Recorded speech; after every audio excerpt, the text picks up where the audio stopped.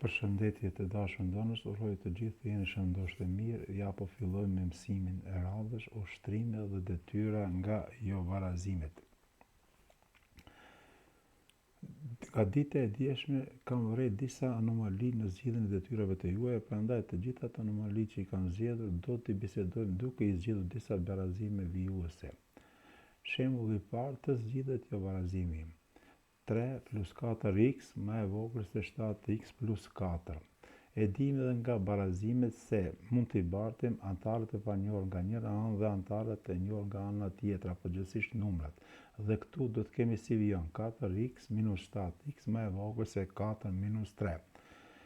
4x minus 7x do të ishte barabartë me minus 3x, ngurse nga ana e djathtë e jobarazisë do të kemi 4 minus 3 e barabartë me 1. Duke u bazuar nga vetia e 4 që e kemi përmendur në fillim, të dy anët e jobarazisë i pjestojmë me minus 3, që i bie të jetë minus 3x thyje për minus 3 më e vogël se 1 thyje për minus 3.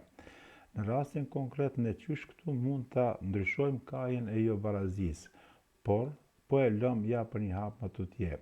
X-i shiqoni ashtu e bëjmë x-i më i madh se minus 1 thyje për 3. Nga detyrat e djeshme që mi keni sjellur dje, një pjesë bukur e mirë e nxënësve harrojnë të ndrojnë kajen. Mbani mend edhe një herë po e përsëris, kur pjestojmë të dy anët të jobarazisë me numër negativ, gjithmonë do të ndron kaja e barazisë.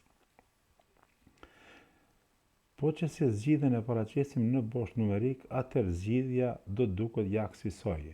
Pra, ndajmë prej 0 deri minus 1 në 3 pjesë të barabarta, pasi që kemi zgjidhjen x-i më i madh se minus 1/3, atëherë te 1/3 dhe zgjidhja fillon prej minus 1/3 deri në plus pa kufi.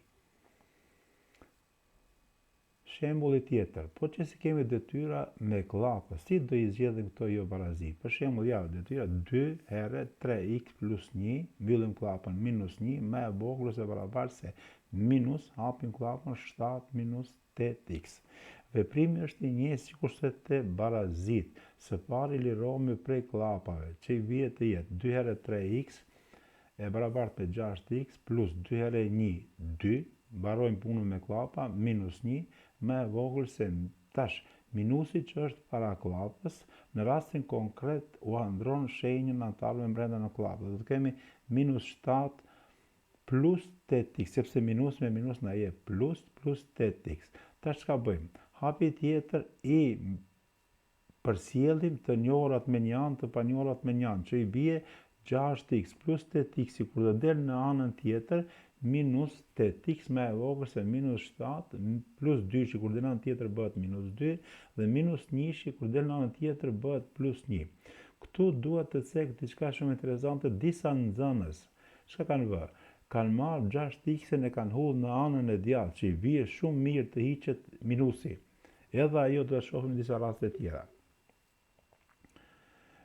6x minus 8x është e barabartë me minus 2x, më e vogël ose e barabartë se minus 7 edhe minus 2 bëjnë minus 9. Minus 9 plus 1 është e barabartë me minus 8. Të dy anët të pabarazisë i pjestojmë me minus 2, që i bie minus 2x thyje për minus 2, më e madhe. Shiqoni tash me një ndrojmë shenjën. Është ishte më e vogël ose e barabartë, tash e bëjmë më e madhe ose barabartë minus 8 thyje për minus 2. Dhe prej këtu shohim se x është më i madh ose i barabartë se 4. Zgjidhjen e pabarazimeve simbolikisht mund ta shënojmë edhe kështu. Shkruajmë shkronjën z të madhe, që do të thotë zgjidhja në klapa e pabarazisë, që e kishim pabarazinë në fillim, e barabartë me intervalin prej 4 deri në pa kufi. Por shihni se në anën e majt kemi klapën e madhe, që na e bën me dije se në këtë anën është intervali i mbyllur, nis prej numrit 4 dhe në anën e djathtë shkon deri në pa kufi. Nëse jobarazimi është dhënë me thyesa, si për shembull, kemi x minus 5 thyje për 3 më e vogël ose barabartë se 5 minus x thyje për 2. Çka bëjmë? Të dy anët të pabarazisë i shumëzojmë me shumëfishën më të vogël të përbashkët të numrave 3 edhe 2, që i bie ai të jetë numri 6. Prandaj do të kemi 6 herë x minus 5 2 për 3 më e vogël se 6 herë 5 minus x 2 për 2. 6 thjeshtohet me 3 dhe fitojmë 2 herë x minus 5 më e vogël se 6 thjeshtohet me 2 që i bie të jetë 3 herë 5 minus x. Tash veprimi është i njëjtë si detyrës paraprake, lirohemi nga klapa, 2 herë x 2x minus 2 herë 5 bëjnë 10 më e vogël se barabartë se 3 herë 5 15 minus 3 herë x 3x. I nxjerrim në një anë të njëjtat në një anë pa njëjtat, do të kemi 2x minus 3x nga ana e djathtë kalon në anën e majtë, bëhet plus 3x më e vogël se barabartë se 15 minus 10 nga ana e majtë kalon në anën e djathtë dhe bëhet plus 15. 2x edhe 3x është e barabartë me 5x më e vogël se barabartë se 10 ashtu 10 plus 15 e barabartë me 25. Pjestojmë të dy anët të pabarazisë me 5, x-i na del se është më i vogël ose i barabartë se 5. Jo barazimet kanë gjetur zbatim shumë të madh në jetën e përditshme. Këtë do ta ilustrojmë me një shembull praktik. Perimetri i një drejtkëndshit është më i madh se 36 cm. Formulo jo barazim me të cilin do të njësohen brinjët e tij sipas të dhënave në vizatim. Zgjidhje. Prej kushtit të detyrës formojmë jo barazimin. Ja së pari po paraqesim vizatimin që është dhënë në detyrë. Njëra brinjë e drejtkëndshit është x plus 4, ndërsa brinja tjetër është x. Perimetri i këtij drejtkëndshi duhet të jetë gjithmonë më i madh se 36. Formulojmë barazimin p më i madh se 36. E dim se perimetri i drejtkëndshit është i barabartë me 2a plus b, sipas kushtit të detyrës kjo duhet të jetë më e madhe se 36. Tash, në vend të a-s marrim x plus 4, që i bie të jetë 2 herë x plus 4, plus në vend të b-s marrim x-in, më e madh se 36. Dhe tani e zgjedhim si jo barazim. 2 herë x 2x plus 2 herë 4 8 plus 2x më e madhe se 36.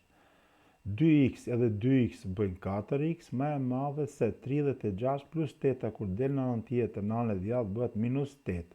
4x më e madhe se 28, pjestojmë të dy anët të jo barazisë me 4 dhe fitojmë x-i më i madh se 7. Që do të thotë se perimetri të jetë më i madh se 36 duhet të jetë x-i më i madh se 7. Për detyrë shtëpie ja kam vendosur t'ju jap këta detyra. Nën A, nën B, si dhe detyra nën C kam marrë dy detyra nga libri në faqen 189, detyra 7 dhe 11. Miru dëgjofshim në orët e ardhshme.